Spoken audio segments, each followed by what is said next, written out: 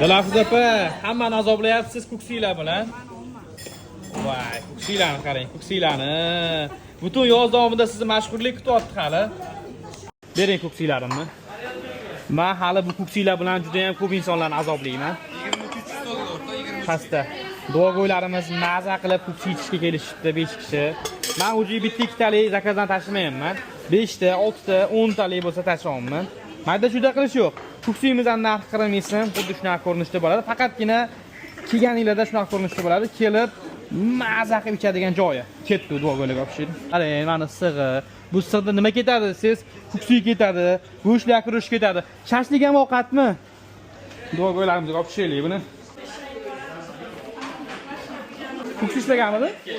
Assalomu alaykum. Shunday olasiz. Anaqaga beraman.